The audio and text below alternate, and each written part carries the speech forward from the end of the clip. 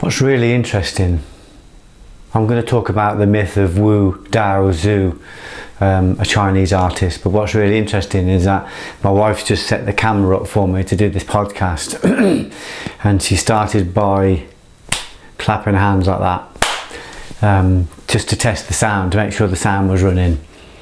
And it's a very interesting part of the story that I'm about to tell, this whole clapping of the hands. So this is about the myth of Wu Daozi, who was a Chinese artist in the Tang dynasty. And the legend goes that he spent years building a mural or painting a mural of a city with these huge palatial gates. And at the very end of building this mural of this city with these gates, he stood before his completed work of art, clapped his hands, and the gates in the painting opened. He walked through the gates in his painting and the gates closed behind him and he was never seen again. So the myth is that he painted his own reality and climbed into his own reality. And it's a beautiful myth because it kind of says we can create our own reality. We can paint the mural we want to live in. And as a myth, it's beautiful, but if I didn't think it had some truth in reality, I wouldn't be talking about it now. So when my wife put the sound on and she clapped and she turned the screen around, she's helping me to create this reality now. I'm creating a reality that's going to go on screen, it's going to go on the internet, it's going to go on, YouTube and all these different places, and Twitter, social media, and it's going to go around the world. So people are going to watch this and enter this reality for, I don't know how long this might be, 15 or 20 minutes or something.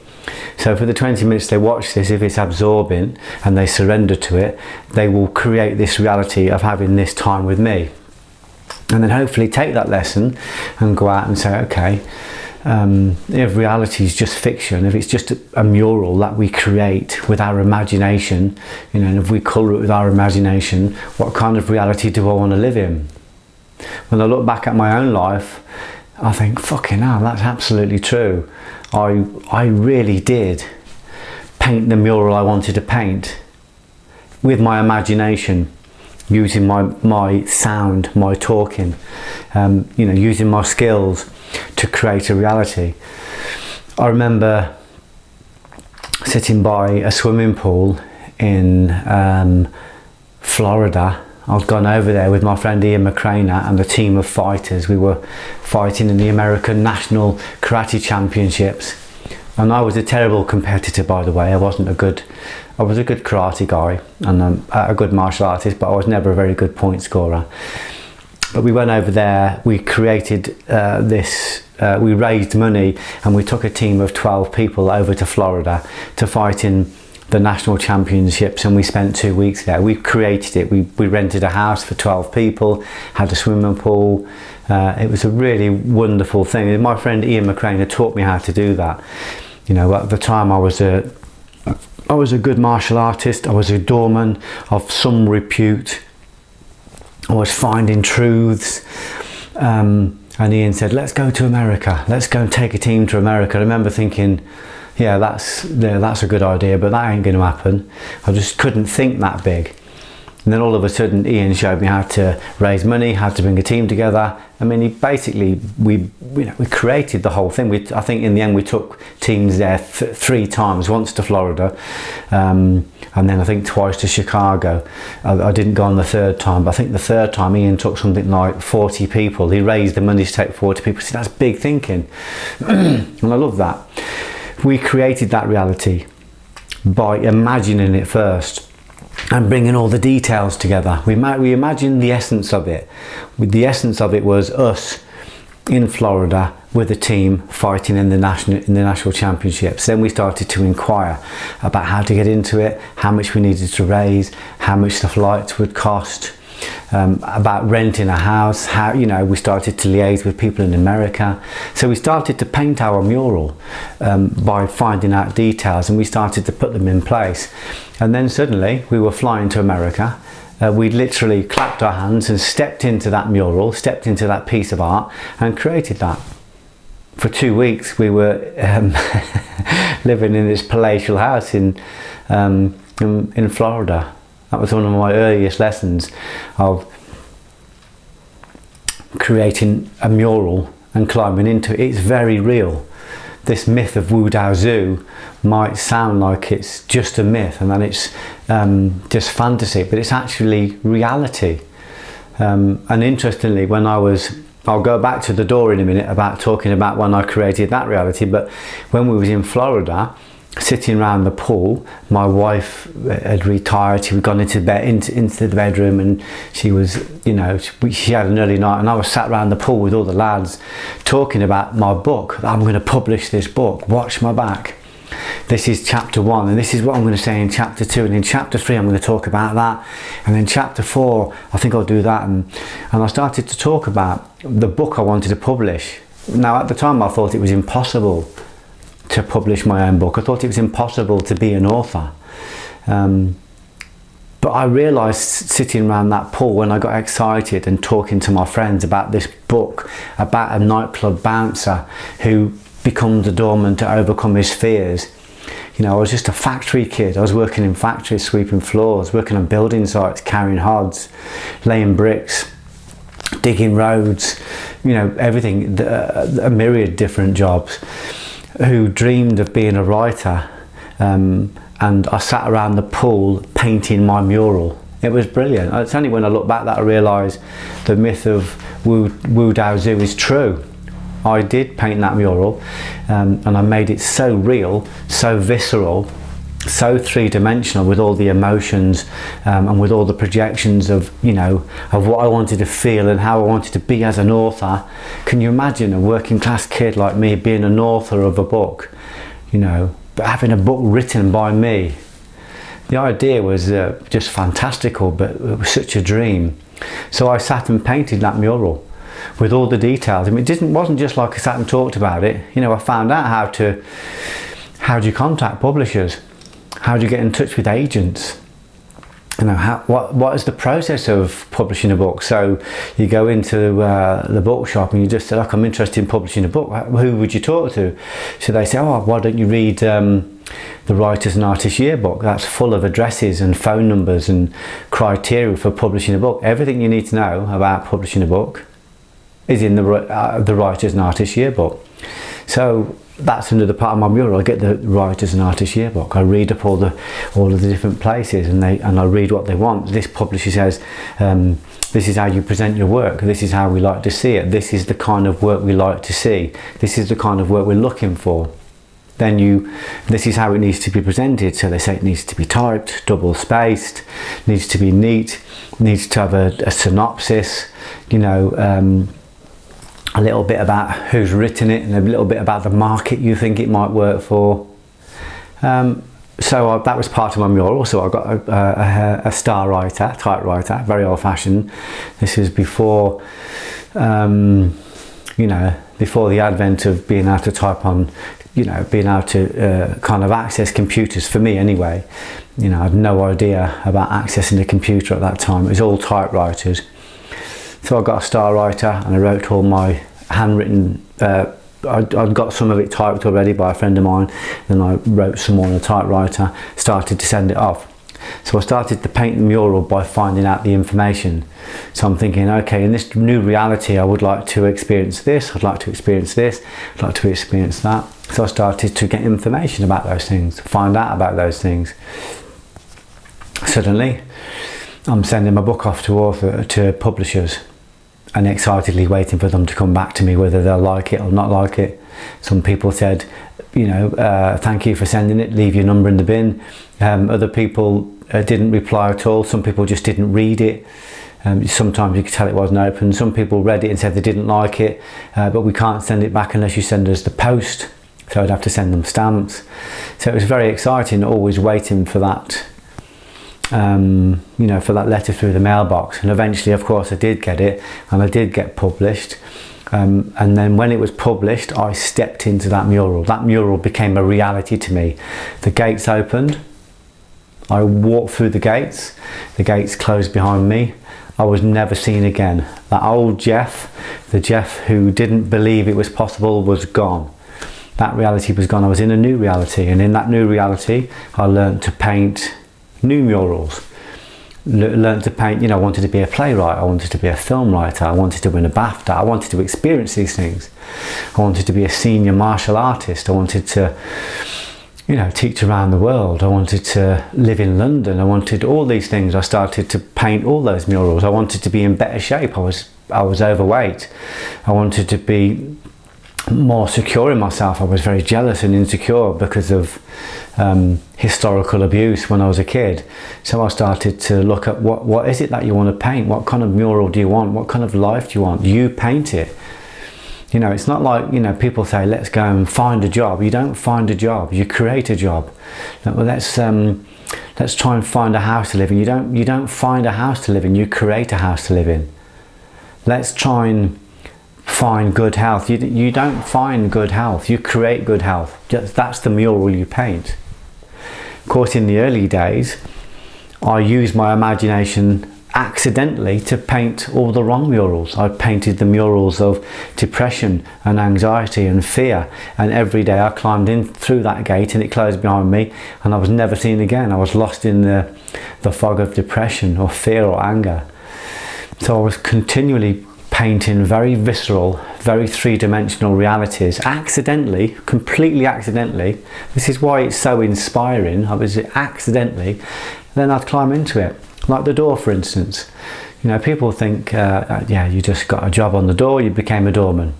Actually, it wasn't like that. I had to paint that mural in all of the dimensions before that happened.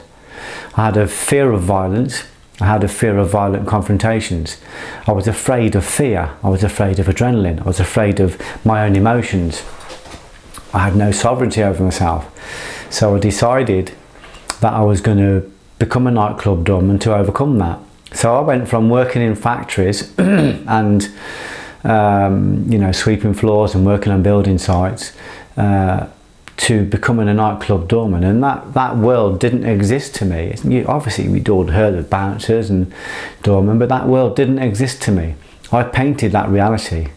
I decided I was going to do it because that's a way for me to ultimately overcome my fears, test myself at the highest level, at how I felt at the time. So I started to find out how to become a doorman. I started to talk to friends who knew doormen, and I started to venture gradually into that world, and I started to paint that mural of nightclub doors. And then suddenly I was living it. I went through the gates, they closed behind me, and I was a nightclub doorman for many, many years. I lived and breathed it. It was a three-dimensional world of beer sticky carpets, scantily clad girls, violent men, charismatic men, balmy nightclubs, pubs, doing the doors on bars on football day. I created this, but if you've read Watch My Back, you'll have seen the world I created. I created that by painting it as a mural. I created it by painting that mural. I got all the details. I saw it in my mind. I got my imagination running wild with it until I could see it, and then I got a job and stepped into it, and then started to fully immerse myself. And then when that became too much and I realised it was not the right path for me, it was a good experience and I learned I'm still learning from it now. I decided that that reality wasn't for me. So I'd created it, and for that period of time I'd maintained it. I'm the creator and the maintainer of my mural. And then I decided to dissolve it. So I started to gradually withdraw from that world. I took attention away from that world. I took breath away from that world. I took energy from that world. I took life force from that world, and that world doesn't exist to me anymore. That was 20 years ago. It just doesn't exist. All the lessons are there and all the learning's there, but that world doesn't exist anymore. In fact, some of the pubs and nightclubs that I worked in actually physically don't exist. They've been demolished and knocked down, and one of them's a hairdresser's, one of them's a house, another one of them's I can't remember what it became. Something else anyway, but not a nightclub anymore. Just I think it became a block of flats. So the myth of Wu Daozi is that we paint a mural with our imagination. We climb into that mural and make it our reality. People are doing that every single day. And of course, if your palette of colours comes from watching Jeremy Kyle and watching the soaps and watching the bad news in the morning and reading the tabloids, that's your tablet of colours. That's the kind of reality you're going to create. That's the mural you're going to create every single day. But actually, if you choose to create a different mural, you can start getting your information from other places, and you can create a mural from that palette.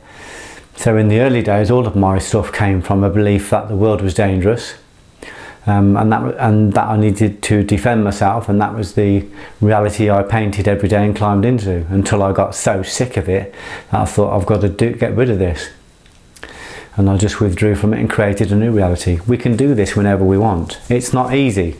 Conceptually, it's very simple, but it's not easy to do, because in order to create a new reality, we have to destroy an old reality. You know, we have to withdraw from one. We can't have our foot in both camps. So I've learned to paint the mural I want to paint. If I want to be secure, then I paint the mural of a secure man. If when I wanted to be a judo guy, I wanted to be a really good judo guy. I saw that really clearly. I spoke to my friends about it. I got details about it. I got information about it.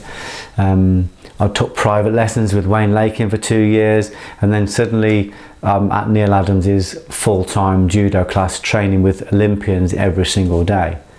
I completely changed my reality. That was my job. I was rolling with internationals, with Olympic players every day. I had 5 judo suits, and that was my job for 18 months. I created that reality by painting that mural, and when it served its purpose, I withdrew my energy from that place and I went into another reality.